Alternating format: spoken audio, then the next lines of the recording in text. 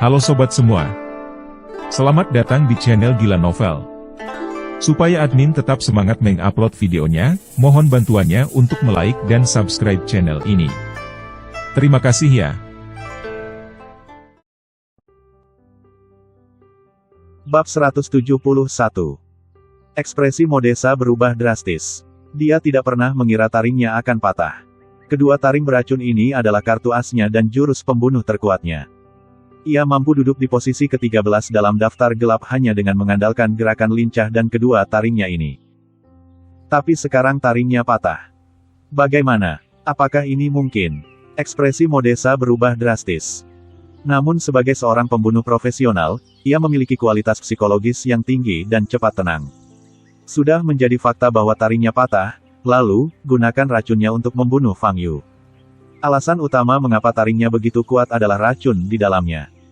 Berkali-kali ia perlu menyentuh tubuh manusia secara langsung dengan taringnya, selama ia menyemprotkan sedikit racun dan mencemari targetnya, racun tersebut akan menembus jauh ke dalam pori-pori kulit, membunuh targetnya seketika. Sambil memikirkan hal ini, racun menyembur keluar dari patahan kedua taring Modesa. Racunnya mendarat di leher Fang Yu. Kesuksesan. Modesa tampak bangga. Tusuk. Racunnya menyentuh kulit Fang Yu dan mengeluarkan suara cairan yang menguap. Semburan udara putih naik. Fang Yu masih berdiri di sana, mengulurkan tangan dan menggaruk lehernya. Sedikit gatal. Saat ini, dia telah selesai makan hotdog dan satu tangannya bebas. Dia berbalik dan menatap Modesa, yang tertegun di depannya. Dia sedikit mengernyit dan bertanya, "Itu saja?" Petik 2. Aku, Modesa tidak bisa berkata-kata sama sekali. Dia mencoba yang terbaik, tetapi dia bahkan tidak melukai rambut Fang Yu.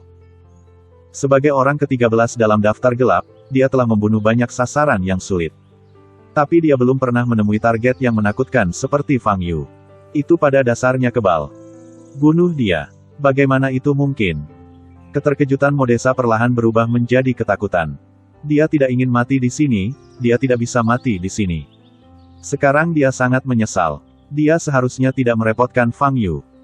Niat awalnya adalah untuk membunuh Fang Yu yang memprovokasi seluruh daftar gelap.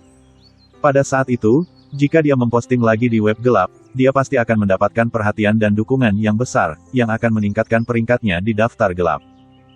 Tapi dia tidak pernah membayangkan bahwa Fang Yu ini akan sekuat itu. Rambut di tubuh Modesa berdiri, dan dia menendang kakinya, mencoba bergegas keluar pintu. Fang Yu tiba-tiba mengangkat telapak tangan kirinya dan memukul bagian belakang leher Modesa. Retakan. Terdengar suara patah tulang.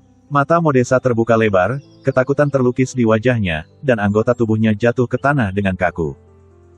Ke-13 dalam daftar gelap, Kobra Modesa, mati. Fang Yu memandangi tubuh Modesa dan tiba-tiba teringat bahwa Wang Yan dan Yu Yue masih ada. Dia menoleh dan melihat Wang Yan dan Yu Yue menatapnya dengan tatapan kosong. Tidak apa-apa. Aku hanya membuatnya pingsan. Aku akan meminta seseorang untuk menanganinya nanti, kata Fang Yu. Setelah membuang jenazah Modesa, Fang Yu kembali ke rumah dan melihat Wang Yan membubuhkan plester pada luka di leher Yu Yue. Lukanya tidak dalam, hanya dangkal. Fang Yu tidak menyadari bahwa Yu Yue terluka sebelumnya, kalau tidak, dia tidak akan membiarkan Modesa mati begitu saja. Apakah kamu baik-baik saja? Fang Yu melangkah maju dan bertanya. Aku baik-baik saja. Yu Yue menatap Fang Yu di depannya, matanya penuh kegembiraan. Fang Yu menghilang selama lebih dari setengah bulan, dan dia mengira sesuatu telah terjadi pada Fang Yu. Bisa melihat saudara Fang Yu hidup-hidup membuatku lebih bahagia dari apapun. Ketakutan barusan sudah lama terlupakan. Saudara Fang Yu, kemana saja kamu selama 3 minggu terakhir ini? Yu Yue bertanya dengan rasa ingin tahu. Fang Yu memikirkan alasan untuk menemukannya. Xiao Yu, bisakah kamu memberitahu kami sebelum kamu bepergian di masa depan? Kamu menghilang selama 3 minggu dan tidak dapat dihubungi melalui telepon. Kami benar-benar mengkhawatirkanmu. Wang Yan melirik Fang Yu, berkata dengan sedikit mencela. Ponsel yang selalu dibawa Fang Yu rusak karena air ketika dia melompat ke lingkuan, sehingga Wang Yan tidak bisa menghubunginya. Saya bepergian ke Jiangnan Barat sebentar, dan ponsel saya jatuh ke air dan rusak, kata Fang Yu setengah jujur. Bepergian. Wang Yan sedikit mengernyit, memperhatikan pakaian Fang Yu yang compang-camping, dan bertanya, "Xiaoyu, kamu mau bepergian kemana? Kenapa pakaianmu semua seperti ini?" "Saat Anda pergi hiking, gundukan dan gundukan tidak bisa dihindari," kata Fang Yu. Wang Yan tidak bertanya lagi. Setelah mengenal Fang Yu begitu lama, dia tahu bahwa tingkat kedewasaan Fang Yu melampaui usianya. Kemana Fang Yu pergi selama 3 minggu dia menghilang adalah urusan pribadi Fang Yu, dan dia tidak perlu bertanya terlalu banyak. Selama Fang Yu aman dan sehat, tidak apa-apa. Fang Yu berjalan ke meja makan dan melihat meja itu penuh dengan makanan, matanya berbinar. "Masih banyak nasi di penanak nasi," kata Wang Yan. Fang Yu tidak ragu-ragu, mengambil mangkuk dan sumpit, lalu pergi memuat nasi. Sore harinya, Fang Yu mandi, berganti pakaian, dan berbaring di tempat tidur. Dia sedikit mengernyit saat memikirkan Modesa yang baru saja datang ke pintunya. Bisakah para pembunuh ini dengan mudah menemukan alamatnya? Ini tidak bisa dilanjutkan. Saat dia tidak ada di rumah, Wang Yan dan Yu Yue berada dalam bahaya. Kali ini, dia juga beruntung. Dia kebetulan ada di rumah ketika Modesa datang ke rumahnya. Jika tidak, dampaknya akan menjadi bencana. Setelah memikirkannya sebentar, Fang Yu mendapat ide bagus. Kita harus mencari Liu Lianxia untuk diajak bekerja sama. Jadi, Fang Yu mengaktifkan tanda yang tertinggal di jiwa Liu Lianxia. Oh. Begitu tanda itu diaktifkan, Fang Yu tertegun sejenak. Liu Lianxia sebenarnya berada di belakang Huaibei, di puncak gunung yang tertutup salju. Istana Embun Beku. Fang Yu sedikit menyipitkan matanya dan mengaktifkan tandanya. Saat ini, dia bisa melihat apa yang dilihat Liu Lianxia. 2 minggu setelah Fang Yu menghilang, Liu Lianxia mengambil kesempatan itu untuk kembali ke Istana Suanghan. Dia menerima informasi bahwa setelah Fang Yu membunuh Guru Long di Danau Yuexin, dia pergi ke Gunung Baichuan di sebelah barat Jiangnan, dan kemudian menghilang. Ada rumor bahwa Fang Yu meninggal di Gunung Baichuan. Ketika dia mendengar berita itu, Liu Lianxia hampir melompat kegirangan. Jika Fang Yu meninggal, maka tanda kutukan yang tertinggal di tubuhnya tidak akan efektif. Hidupnya kembali berada di tangannya sendiri. Jadi, Liu Lianxia meninggalkan Jiangnan dan kembali ke Istana Suanghan. Saat ini, dia sedang melatih kemampuan mentalnya di kamarnya. Karena kemajuan kultivasinya terlalu lambat, dia dihukum oleh gurunya untuk mengasingkan diri selama sebulan dan tidak diizinkan meninggalkan ruangan sebelum waktunya habis. Liu Lianxia, tidak buruk. Sayangnya kamu terlalu tidak fokus selama latihan, pikiranmu berantakan, dan efisiensi latihanmu sangat rendah.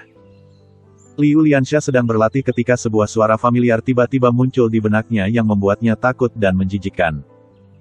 Fang Yu. Wajah Liu Lianxia langsung menjadi pucat dan dia hampir berteriak. "Jangan kaget. Aku tidak melakukan apapun padamu," kata Fang Yu. "Kamu? Bukankah kamu sudah?" Liu Lianxia terkejut, dan dia tidak tahu harus berkata apa untuk beberapa saat. "Tentu saja aku belum mati, aku hanya pergi bepergian untuk bersantai sebentar," kata Fang Yu. Ekspresi Liu Lianxia berubah dan dia bertanya, "Apa yang kamu inginkan dariku?" "Ada sesuatu yang aku ingin kamu lakukan untukku," kata Fang Yu. "Aku tidak bisa meninggalkan ruangan sekarang. Guruku memintaku mundur selama sebulan," kata Liu Lianxia. "Ini urusanmu, kamu bisa memikirkannya sendiri. Tentu saja, selama daya tahanmu cukup kuat, kamu juga bisa memilih untuk tidak melakukannya," kata Fang Yu dingin. "Tidak." Liu Lianxia tidak ingin lagi mengalami rasa sakit karena jiwanya terkoyak. "Aku ingin kamu membimbing para pembunuh yang datang menggangguku ke alamat palsu, bukan alamat asli rumahku. Kamu tahu apa yang harus dilakukan, kan?" kata Fang Yu. Aku tahu, tapi aku harus menemui guruku dulu dan memintanya untuk mengeluarkanku," kata Liu Lianxia sambil berpikir. Selama dia menemukan gurunya sekarang, dia bisa memintanya untuk menyelamatkannya dan membantunya menghilangkan tanda kutukan yang ditinggalkan Fang Yu di jiwanya. Memikirkan hal ini, Liu Lianxia segera melompat dari tempat tidur, membuka pintu dan berlari keluar kamar. Apa yang dia tidak tahu adalah bahwa pikirannya terucap di dalam hatinya, dan Fang Yu mendengarkan semuanya. "Saya ingat Liu Lianxia berkata bahwa gurunya adalah penguasa Istana Embun Beku. Apalagi rambut majikannya berwarna biru langit. Seharusnya itu gadis kecil saat itu, kan? Kami sudah lama tidak bertemu. Senang sekali bisa bertemu," pikir Fang Yu. Setelah Liu Lianxia bergegas keluar ruangan, dia buru-buru berlari ke sebuah istana. Ada beberapa murid perempuan berdiri di dalam. "Saudari muda Liu, bukankah kamu dihukum karena pengasingan? Mengapa kamu keluar begitu cepat? Jika guru melihatnya, dia pasti akan marah lagi. Seorang murid perempuan mengerutkan kening ketika dia melihat Liu Lianxia berjalan menghampiri. Bab 172. Saudari senior, saya ada urusan mendesak dengan guru. Di mana dia sekarang? Liu Lianxia bertanya dengan cemas. Darurat. Kamu bisa memberitahu kami jika kamu punya sesuatu, kata kakak perempuan lainnya. Tidak, masalah ini harus sampai pada guru. Kakak senior, katakan saja padaku di mana guru berada. Liu Lianxia menghentakkan kakinya dengan cemas. Apa yang kamu mau dari aku? Saat ini, suara dingin terdengar. Seorang wanita mengenakan jubah putih dengan tule menutupi bahunya berjalan keluar dari balik tirai di sampingnya. Dia memiliki rambut panjang berwarna biru langit, sosok tinggi, dan fitur wajah tanpa celah, yang diukir dengan sangat halus seperti dalam lukisan. Hanya berdiri di sana, pemandangannya tampak indah. Tapi dia memancarkan aura dingin yang akan membuat orang menjauh ribuan mil. Melihat wanita ini, semua murid istana Suanghan yang hadir menundukkan kepala dan berteriak serempak, "Halo, guru!" Dia adalah pemilik istana-istana Suanghan saat ini, Su Lengyun. Saat Liu Lianxia melihat Su Lengyun, Fang Yu juga melihat Su Lengyun. Dia memang gadis kecil dulu. Su Lengyun sedikit mengernyit, memandang Liu Lianxia, dan berkata, "Aku baru saja menghukummu selama sebulan pengasingan, dan dalam 2 hari, kamu berlari tanpa izin." Guru, jangan bicarakan ini sekarang. Saya benar-benar ada urusan mendesak dengan guru. Liu Lianxia menyela Su Lengyun. Melihat wajah Liu Lianxia menjadi pucat dan penuh kecemasan, Su Lengyun bertanya, "Ada apa?" "Ya, bisakah kita masuk ke dalam dan berbicara?" Liu Lianxia memandangi kakak perempuan di sekitarnya dan berbisik kepada gurunya. "Ikutlah denganku." Su Lengyun berbalik dan berjalan ke tirai. Setelah memasuki aula dalam, Su Lengyun memandang Liu Lianxia dan bertanya, "Katakan padaku, apa yang terjadi?"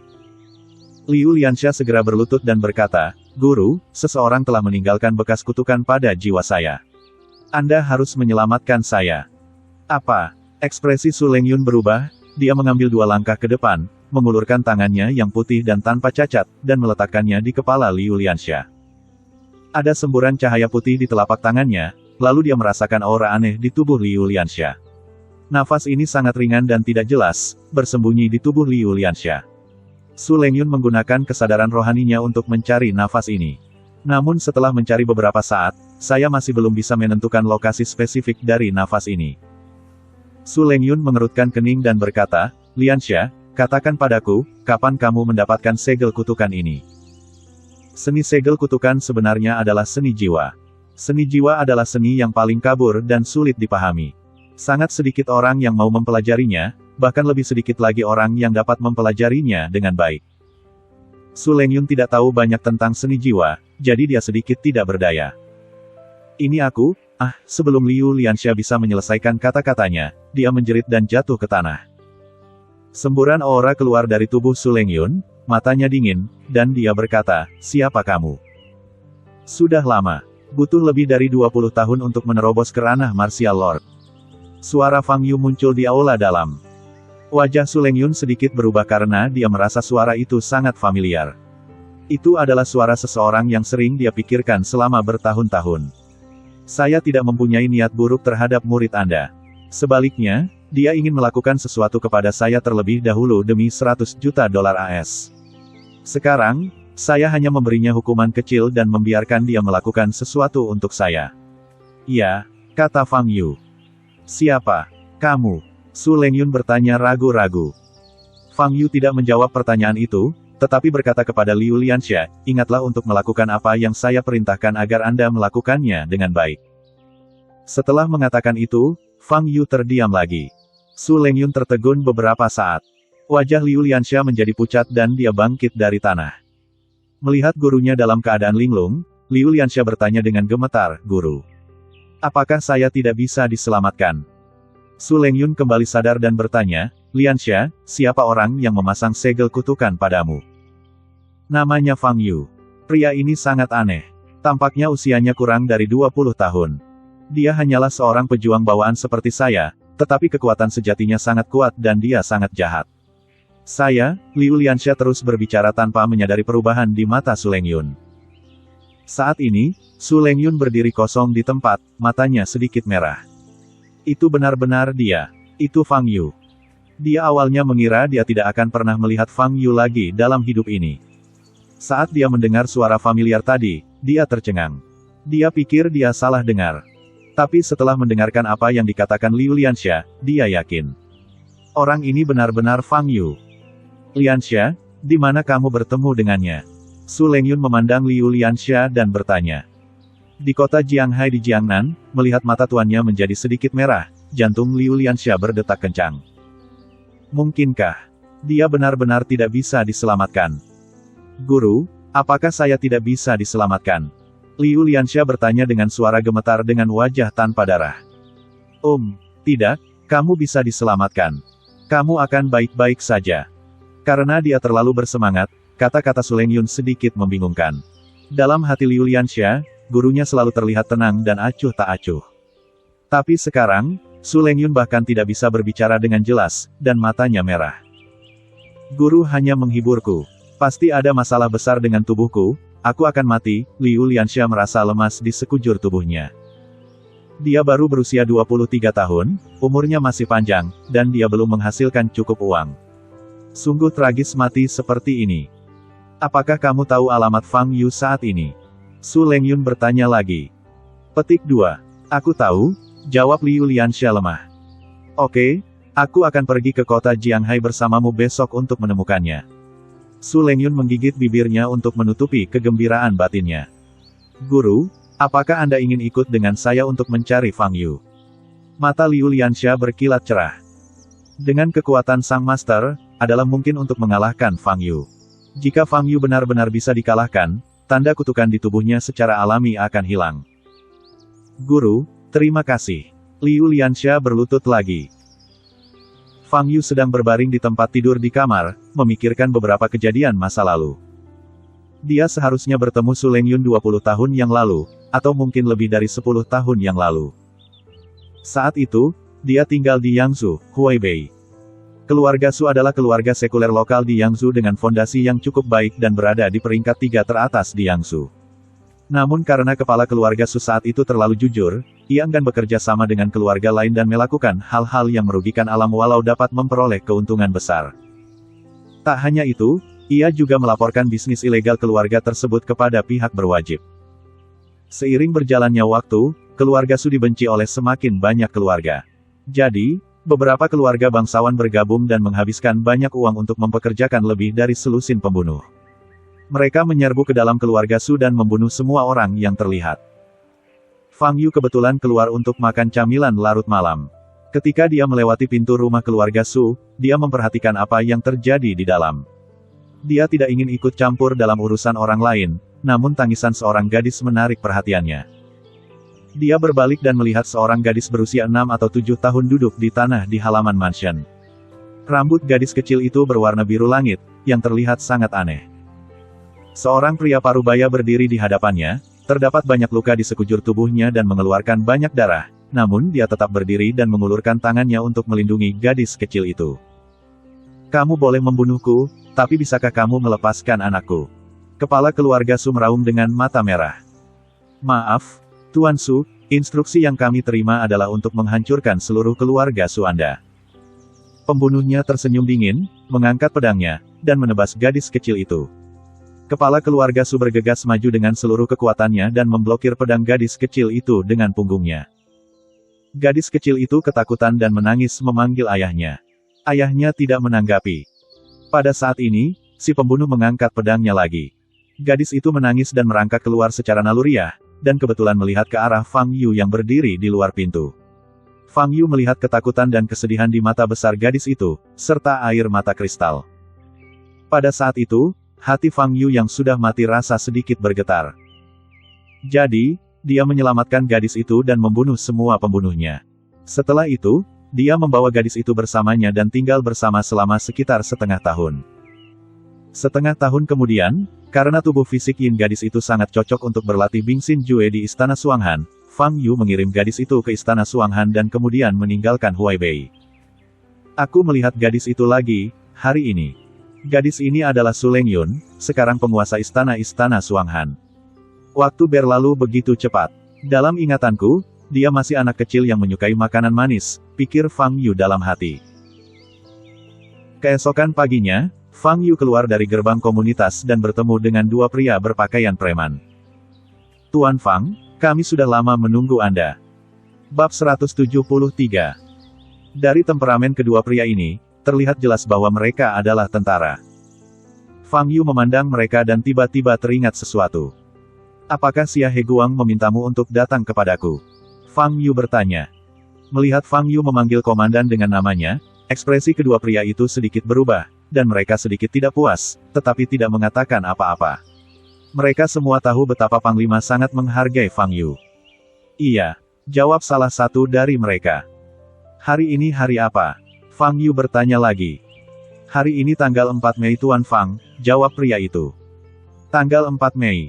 Bukankah ini sangat dekat dengan kompetisi wilayah militer?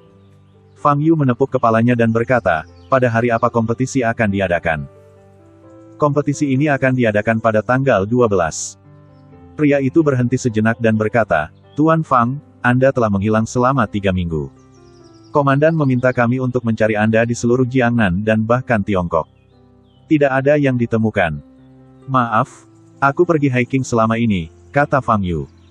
Kedua pria itu saling memandang dengan amarah di mata mereka. Kompetisi militer adalah hal yang sangat penting, tetapi Fang Yu ini benar-benar pergi mendaki gunung pada saat yang paling kritis. Tahukah dia apa arti hasil kompetisi ini? Sungguh permainan anak-anak. Ayo pergi, aku akan pergi ke wilayah militer bersamamu, kata Fang Yu. Di kompleks tentara, Xia Heguang duduk di kursi malas di halaman, minum teh dengan wajah sedih. Dia telah memilih anggota tim untuk kompetisi ini 3 minggu lalu, namun Fang Yu hilang. Kompetisi akan segera dimulai, dan Xia Heguang tidak tahu kapan Fang Yu akan kembali. Jadi, dia tidak punya pilihan selain memilih satu anggota tim lagi dan membiarkan Huang Xiaolong menjadi kapten sementara.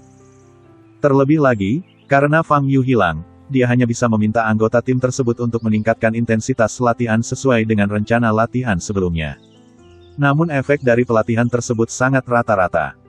Ia mendapat informasi bahwa dalam kompetisi ini, daerah militer lain setidaknya mengirimkan 2 orang tim super elit, yakni mereka yang sudah mencapai level master atau lebih dalam ilmu bela diri.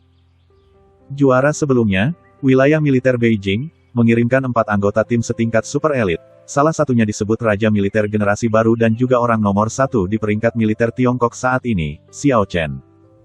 Di wilayah militer Jiangnan, jika Fang Yu tidak kembali, maka Huang Xiaolong akan menjadi satu-satunya yang dapat dianggap sebagai anggota super elit.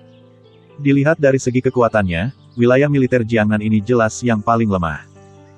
Wilayah militer Jiangnan mampu meraih peringkat kelima di sesi terakhir, namun kali ini mungkin berada di posisi terbawah. Wilayah militer di bawah tidak hanya akan ditertawakan, tetapi yang lebih penting, tidak akan menerima imbalan apapun. Kompetisi akan dimulai seminggu lagi, dan sekarang Xia Heguang tidak dapat menemukan kandidat yang cocok untuk menggantikan Fang Yu. Tidak ada orang semuda dan sekuat Fang Yu di Jiangnan. Aduh, Xia Heguang menghela nafas. Kakek, kenapa kamu menghela nafas lagi?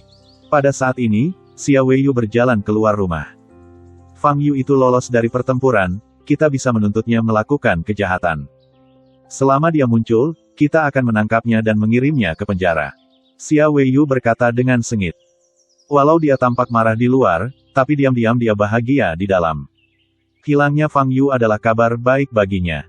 Karena, selama Fang Yu menghilang, satu-satunya orang yang akan memimpin tim kali ini adalah Huang Xiaolong. Saudara Xiaolong akan berpartisipasi dalam kompetisi sebagai kapten.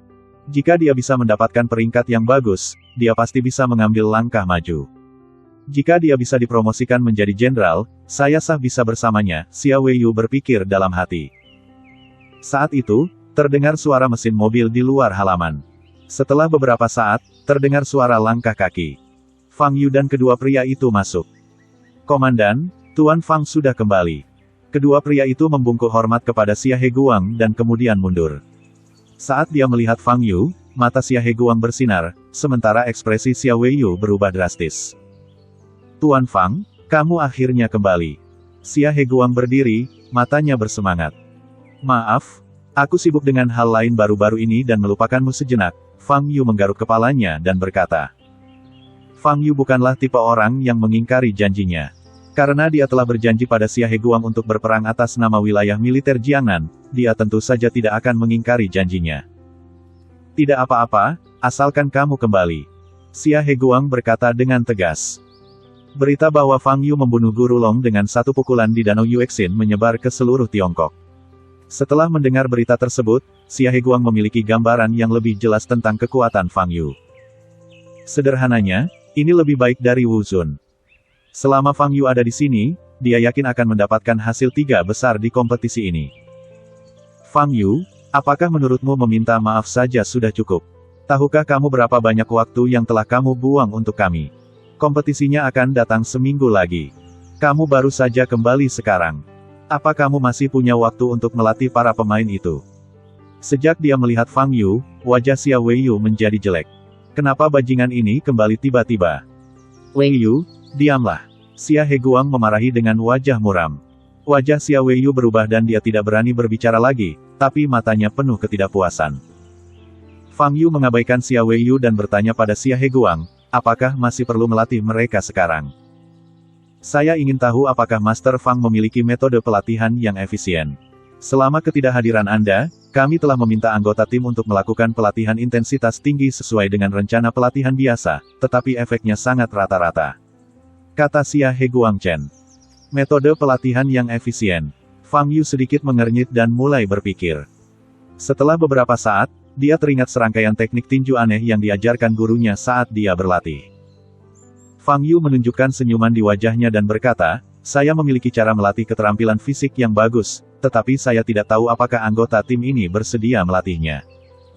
Xia Heguang tampak serius dan berkata, kompetisi ini terkait dengan reputasi seluruh wilayah militer Jiangnan. Setiap orang harus berusaha sekuat tenaga. Tidak ada kemungkinan untuk berbuat curang. Oke, bawakan aku selembar kertas putih dan kuas, kata Fang Yu. Kertas putih, kuas. Apa yang ingin dilakukan Fang Yu? Apakah Anda tidak akan melatih anggota tim dalam keterampilan fisik? Mungkinkah dia ingin menuliskan rumus rahasianya? Xia Heguang tertegun dan tidak berkata apa-apa. Dia menoleh ke arah Xia Weiyu dan berkata, Weiyu, ambil kertas dan pena sesuai permintaan Tuan Fang. Kakek, dia jelas-jelas menyebabkan kekacauan, Xia Weiyu mau tidak mau berkata. Xia Heguang memelototi Xia Weiyu, yang membuat Xia Weiyu sangat ketakutan sehingga dia menelan kata-kata selanjutnya.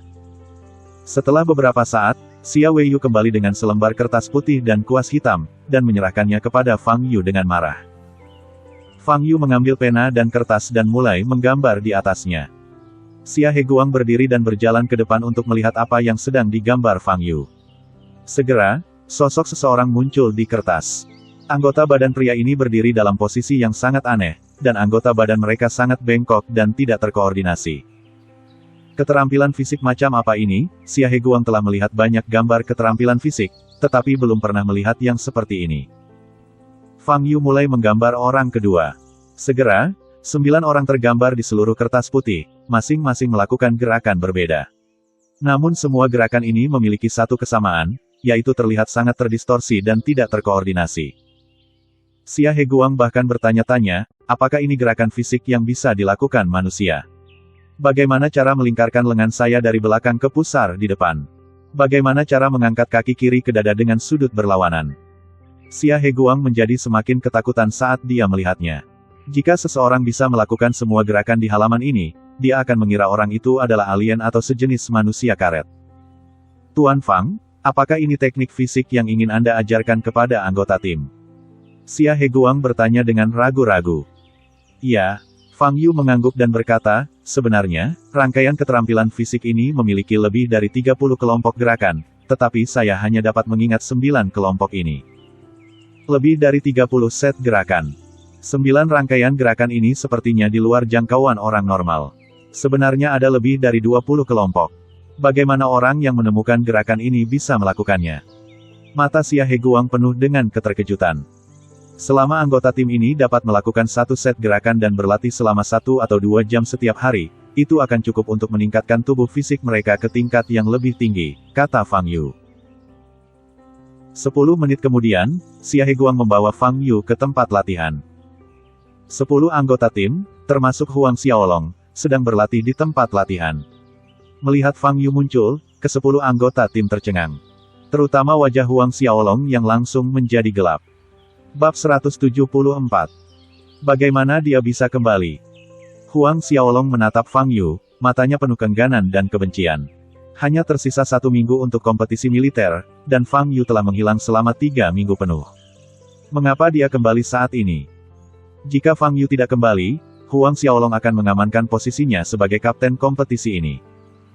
Maafkan saya karena mengganggu waktu latihan semua orang, ada sesuatu yang ingin saya umumkan. Xia Heguang berjalan ke arah sekelompok anggota tim, sementara Fang Yu berdiri di belakangnya. Semua orang telah melihat bahwa Tuan Fang telah kembali. Seperti yang diputuskan sebelumnya, posisi kapten akan diambil oleh Tuan Fang. Sambil berbicara, Xia Heguang melirik Huang Xiaolong. Huang Xiaolong menunduk dan mengepalkan tangannya. Anggota tim lainnya telah melihat keterampilan Fang Yu, dan mereka tidak bisa berkata-kata saat ini. Jika semua orang tidak keberatan, Fang Yu akan menjadi kapten tim Sunlong kita. Dia akan memimpin kalian untuk mewakili wilayah militer Jiangnan kita, dan berpartisipasi dalam kompetisi wilayah militer ini, kata Xia Heguang dengan suara yang dalam. Kemudian, Xia Heguang melirik Huang Xiaolong lagi dan berkata, Letnan Jenderal Huang Xiaolong akan menjabat sebagai wakil kapten untuk membantu Kapten Fang Yu dalam pekerjaannya. Setelah mendengar keputusan Xia Heguang, setiap anggota tim diam-diam melirik Huang Xiaolong. Huang Xiaolong masih menundukkan kepalanya dan tidak berkata apa-apa. Kalau begitu, mulai hari ini, Kapten Fang Yu akan melakukan pelatihan khusus untukmu. Xia Heguang menarik kembali pandangannya dan berkata. Pelatihan khusus. Setelah mendengar kata-kata ini, setiap anggota tim mengangkat kepalanya dan memandang Xia Heguang. Selanjutnya, Kapten Fang akan menjelaskannya kepadamu. Xia Heguang menoleh untuk melihat Fang Yu. Fang Yu memegang setumpuk kertas putih yang disalin di tangannya dan menyerahkan kertas putih itu kepada anggota tim. Setiap orang mengambil satu, kata Fang Yu. Anggota tim memegang kertas putih di tangan mereka, melihat gambar aksi dari karakter yang digambar di atasnya, dan saling memandang. Apa ini? Petik 2. Maksudnya kita harus berlatih sesuai dengan yang di atas. Bagaimana caramu melatihnya? Lagi pula mustahil bagiku untuk melakukan jurus-jurus ini. Setelah melihat gambar-gambar di kertas putih beberapa saat, anggota tim mulai membicarakannya. Fang Yu tersenyum dan berkata, saya yakin semua orang telah menebak tentang pelatihan khusus saya. Benar, kamu harus melakukan gerakan yang sama seperti orang-orang di gambar yang aku gambar. Kalian pilih gambar mana yang ingin kalian pelajari. Setelah mendengar kata-kata Fang Yu, semua anggota tim menjadi gempar. Mereka tidak menyangka bahwa Fang Yu benar-benar ingin mereka mempelajari pergerakan karakter dalam gambar. Bagaimana cara melakukannya? Beberapa anggota tim sudah mencoba melakukannya, namun semuanya berakhir dengan kegagalan. Bagaimana kita akan melakukan ini? Semua anggota tim mengeluh. Ada beberapa gerakan yang tidak bisa kamu lakukan sendiri, jadi kamu bisa meminta seseorang untuk membantumu melakukan gerakan itu, kata Fang Yu. Bergerak. Semua anggota tim terlihat aneh. Menurut gerakan pada gambar, jika memaksakan diri, bukankah lenganmu akan patah? Huang Xiaolong melemparkan kertas putih itu ke tanah, menatap Fang Yu, dan berkata, Kapten Fang, saya tidak tahu apakah kami bisa melakukan tindakan ini atau tidak. Bahkan jika kami bisa melakukannya, apa yang akan terjadi? Kami akan berpartisipasi dalam kompetisi militer. Kompetisi ini tentang keterampilan bertarung, bukan senam. Kata-kata Huang Xiaolong didukung oleh sebagian besar pemain yang hadir. Memang, apalagi dikatakan bahwa tindakan tersebut sulit untuk dilakukan, lalu bagaimana jika bisa dilakukan? Apakah ini membuat mereka lebih cepat dan lebih bertenaga? Jika fungsi tersebut tidak ada, lalu apa gunanya melatih gerakan-gerakan tersebut? Kapten Fang, saya tahu Anda sangat kuat dan sombong. Tapi tolong hormati kami anggota tim. Alasan mengapa kami ada di sini dan berlatih keras setiap hari adalah demi kehormatan wilayah militer Jiangnan. Jangan biarkan Anda bermain trik monyet. Huang Xiaolong berkata dengan sungguh-sungguh. Kata-katanya penuh dengan bubuk mesiu, yang membuat suasana di sana menjadi lebih dingin. Xia Heguang berdiri di samping, sedikit menyipitkan mata dan tidak berkata apa-apa. Anggota tim lainnya tidak berani berbicara saat ini. Fang Yu memandang Huang Xiaolong dan berkata sambil tersenyum, gerakan-gerakan ini mungkin tampak sulit, tetapi sangat efektif dalam merangsang potensi tubuh fisik Anda.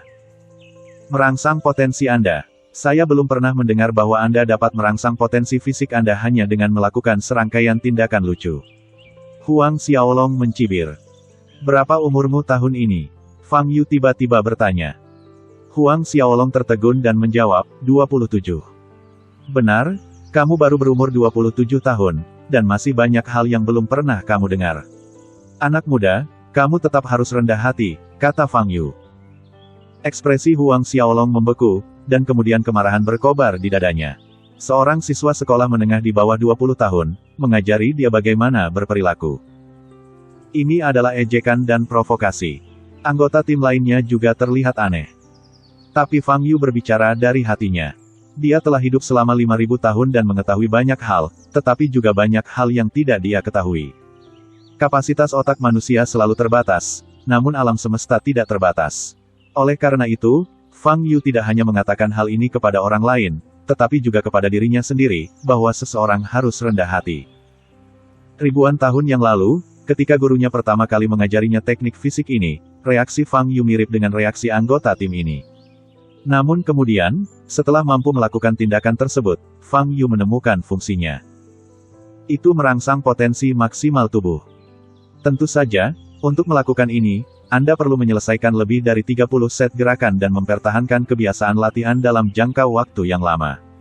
Kemampuan Fang Yu untuk memiliki tubuh abadi saat ini tidak terlepas dari fondasi yang ia letakkan saat mempraktikkan serangkaian keterampilan fisik ini. Kapten Fang, anggap saja enteng, Anda bisa mencoba melakukan sendiri gerakan-gerakan dalam gambar. Jika Anda bisa melakukannya, tentu saja kami tidak akan keberatan. Huang Xiaolong berkata dengan wajah muram. Aku melakukannya. Kenapa aku harus melakukannya? Sekarang aku yang melatihmu, bukan kamu yang melatihku. Fang Yu tersenyum tipis dan berkata, ini perintahku sebagai kapten, kamu harus melakukannya walau kamu tidak mau melakukannya. Segera lakukan itu. Ekspresi semua pemain yang hadir berubah. Tugas seorang prajurit adalah menaati perintah. Fang Yu adalah kapten mereka sekarang, jadi tentu saja mereka tidak bisa melanggar perintah. Huang Xiaolong mengertakkan gigi dan mengepalkan tangannya. Posisi kapten ini awalnya miliknya. Fang Yu sialan. Suatu hari aku akan mendapatkan semuanya kembali. Pikiran Huang Xiaolong penuh dengan tekad. Itu saja, kalian bisa memikirkan bagaimana melakukan serangkaian tindakan apapun di atas kertas. Saya akan datang untuk memeriksanya besok sore. Jika kalian tidak bisa melakukannya, kalian akan langsung dikeluarkan dari tim, kata Fang Yu dengan tenang. Setelah mendengar kata-kata Fang Yu, ekspresi setiap anggota tim berubah lagi. Mereka sudah berlatih hampir sebulan, dan mereka akan dikeluarkan hanya karena tidak bisa melakukan gerakan aneh di atas kertas. Bukankah ini terlalu tidak masuk akal? Semua anggota tim melihat ke samping, kepada Xia Heguang. Xia Heguang adalah panglima tertinggi wilayah militer Jiangnan, dan keputusan akhir masih ada di tangannya. Tapi Xia Heguang tetap tanpa ekspresi dan tidak berkata apa-apa. Ayo pergi. Fang Yu berbalik, menatap Xia Heguang, dan berjalan keluar. Xia Heguang memperhatikan anggota tim yang tampak tidak senang, lalu pergi. Setelah Fang Yu dan Xia Heguang pergi, ledakan ratapan dan kutukan marah terjadi di tempat latihan. Fang Yu ini hanya main-main, apa yang harus kita lakukan? Kamu akan dipecat jika kamu tidak bisa melakukannya. Aku sudah berlatih keras selama 3 minggu, dan sekarang aku akan dikeluarkan karena aku tidak bisa melakukan gerakan bodoh ini. Petik 2. Aku tidak akan melakukannya lagi.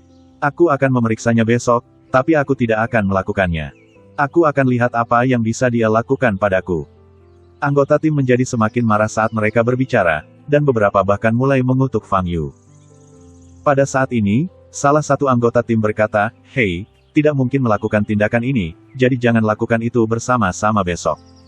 Saya tidak percaya, Fang Yu benar-benar berani mengusir kita semua besok. Iya, kita sudah berlatih bersama selama 3 minggu. Sekarang kita sedang membutuhkan anggota tim. Bagaimana orang baru bisa mengikuti perkembangannya? Dia tidak akan pernah memecat kita. Anggota tim lainnya setuju. Kalaupun ingin diusir, Panglima tidak akan setuju, kata salah satu anggota tim. Setelah beberapa patah kata, sebagian besar anggota tim mencapai konsensus. Tidak lagi. Hingga saat ini, Huang Xiaolong tidak menyatakan posisinya. Saudara Long, kamu tidak tahu bagaimana melakukannya, kan? Kita bahkan dapat memanfaatkan kesempatan ini untuk mengeluarkan Fang Yu ini dari panggung. Beberapa anggota tim maju dan berkata. Huang Xiaolong memandang sekelompok anggota tim dengan wajah muram dan berkata, apakah kalian akan melakukan ini dan tidak mau mematuhi perintah militer? Tidakkah kalian mendengar, komandan mengatakan bahwa kita harus sepenuhnya mematuhi perintah Fang Yu. Wajah seluruh anggota tim berubah. Kita tidak hanya harus melakukan tindakan ini, tapi juga harus melakukannya dengan baik. Jika kamu tidak melakukannya, kamu akan dipecat. Huang Xiaolong berkata dengan dingin, mengambil kertas putih di tanah, dan mulai mencoba melakukannya.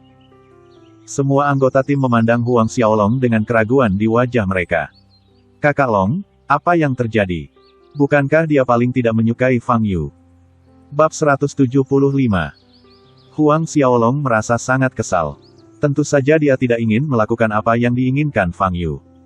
Namun, Xia Heguang melihatnya sebelum pergi. Tatapan itu penuh peringatan. Xia Heguang memperingatkan dia untuk tidak mencoba melawan Fang Yu lagi. Huang Xiaolong telah mengikuti Xia Heguang selama bertahun-tahun, dan dia tahu bahwa watak Xia Heguang tidak selembut yang terlihat di luar. Jika Xia Heguang benar-benar marah, masa depannya akan hancur. Karena itu, dia tentu saja tidak bisa menerima usulan kelompok pemain ini. Melakukan hal itu pasti akan membuat Fang Yu jijik, tetapi konsekuensinya akan serius. Xia Heguang pasti akan berpikir bahwa Huang Xiaolong menghasut anggota tim untuk melakukan ini. Kejahatan karena tidak mematuhi perintah militer akan menjadi pukulan telak bagi masa depan prajurit manapun. Huang Xiaolong sangat ambisius dan ingin menaiki tangga. Dia tidak boleh melakukan kesalahan seperti itu. Oleh karena itu, meskipun dia sangat frustrasi, dia harus mematuhi perintah. Kalian semua, latihan bersamaku. Huang Xiaolong meraung marah ketika dia melihat sekelompok anggota tim membeku di tempat. Melihat kemarahan Huang Xiaolong, anggota tim tidak berani berkata apa-apa lagi, jadi mereka harus mengambil kertas putih dan memulai pelatihan. Xia Heguang berjalan di samping Fang Yu. Setelah hening beberapa saat, dia berkata, Kapten Fang. Apakah menurutmu aku tidak seharusnya melakukan ini? Aku harus mendemonstrasikannya lagi agar aku bisa meyakinkan publik. Fang Yu berkata sebelum Xia Heguang selesai berbicara. Xia Heguang mengangguk tanpa berkata apa-apa lagi. Memang benar, dia menganggap apa yang baru saja dilakukan Fang Yu tidak pantas. Itu tidak perlu. Jadi bagaimana jika aku melakukan tindakan itu? Mereka yang tidak setuju denganku akan tetap merasa tidak puas denganku, kata Fang Yu. Alasan lainnya adalah, sebenarnya Fang Yu tidak yakin apakah dia masih bisa melakukan tindakan ini sekarang. Saat itu, tubuh fisiknya belum ditempa dan memiliki plastisitas yang tinggi, sehingga ia mampu melakukan tindakan tersebut. Namun kini, tubuhnya telah ditempa ratusan kali, dan kekerasan tulang serta ototnya telah lama mencapai batasnya. Jika dia diminta melakukan tindakan tersebut lagi, ada kemungkinan besar dia tidak akan mampu melakukannya, dan itu akan menjadi lelucon besar. Mengenai pengusiran, Xia Heguang berkata dengan ragu-ragu, kompetisi akan dimulai dalam seminggu.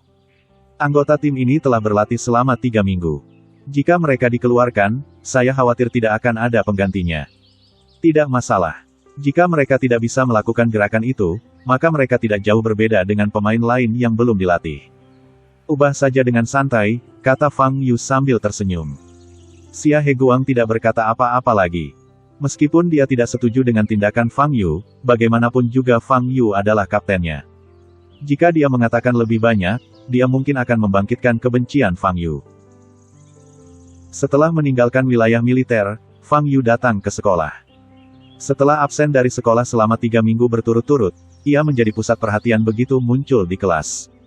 Tatapan yang dilihatnya ada yang menggoda, ada yang menunjukkan kelegaan, dan ada pula yang dipenuhi rasa iri dan kagum.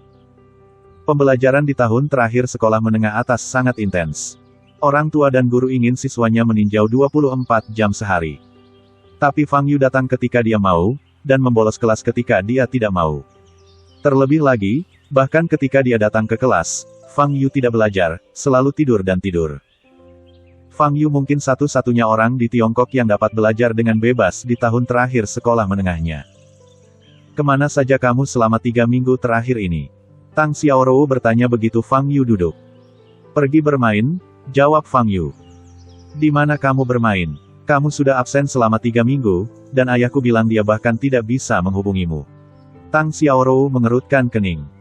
Aku tidak akan memberitahumu, tapi aku pergi ke tempat yang sangat menarik, kata Fang Yu. Tang Xiaorou menatap wajah Fang Yu, dan setelah beberapa saat dia mendengus dan berkata, ujian masuk perguruan tinggi tinggal 1 bulan lagi. Kamu bolos kelas setiap hari, dan kemajuan peninjauanmu menurun drastis. Kamu tidak akan diterima di universitas utama saat itu. Percuma untukmu menangis nanti. Apa yang membuatmu berpikir aku akan menangis jika aku tidak masuk ke universitas utama? Fang Yu bertanya dengan alis terangkat. Kamu tidak ingin kuliah, mengapa kamu ingin pergi ke sekolah menengah? Tang Xiaorou bertanya dengan wajah memerah. Bukankah sudah jelas? Untuk menghabiskan waktu, jawab Fang Yu. Menghabiskan waktu. Tang Xiaorou tidak mempercayainya sama sekali. Siapa yang datang ke sekolah menengah hanya untuk menghabiskan waktu? Fang Yu, jangan berpikir bahwa hanya karena kamu mendapat nilai bagus dalam ujian masuk perguruan tinggi sebelumnya, maka ujian masuk perguruan tinggi akan stabil. Berapa banyak siswa yang mendapat nilai bagus, akhirnya gagal dalam ujian masuk perguruan tinggi setiap tahunnya. Menurutku, kemungkinan besar kamu akan menjadi salah satu dari mereka. Tang Xiaorou berkata dengan marah.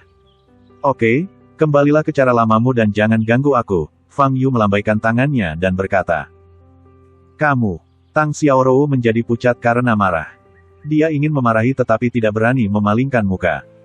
Dia jelas melakukannya demi keuntungan Fang Yu dengan mengingatkannya untuk mengulas. Tapi Fang Yu malah bilang dia menyebalkan. Jangan khawatir tentang bajingan yang tidak mengerti orang baik ini lagi. Ada kelas bahasa Inggris di pagi hari, yang juga merupakan kelas favorit banyak anak laki-laki di kelas tersebut. Karena kelas ini, mereka bisa bertemu dengan Dewi Dingran. Bel sekolah berbunyi. Dingran masuk ke ruang kelas dengan wajah kuyu. Dia berjalan ke podium, melirik kursi di bawah, dan melihat Fang Yu tidur di atas meja. Matanya yang awalnya kusam langsung berbinar. Fang Yu sebenarnya kembali. Dia diselamatkan. Dingran menekan kegembiraan di hatinya dan menyelesaikan kelas bahasa Inggris ini. Saat kelas selesai, Dingran ingin mencari Fang Yu. Namun melihat begitu banyak siswa di kelas, dia mengurungkan niatnya. Jangan khawatir, saya akan menemukannya lagi pada siang hari. Setelah sekolah berakhir pada siang hari, Fang Yu keluar dari kelas dan bersiap untuk pergi ke kantin. Tapi begitu dia keluar dari pintu belakang, dia bertemu Dingran. Teman sekelas Fang Yu, aku sudah lama menunggumu di sini, Dingran tersenyum. Fang Yu sedikit mengernyit dan berkata, ada apa? Aku hanya ingin mentraktirmu makan. Terima kasih telah membantuku beberapa kali sebelumnya. Kamu tidak akan menolak kan? Dingran berkedip dan bertanya dengan lembut. Fang Yu tahu bahwa Dingran pasti memiliki sesuatu untuk diminta, tetapi Fang Yu memang telah membantu Dingran 2 atau 3 kali, tetapi belum mendapatkan imbalan apapun.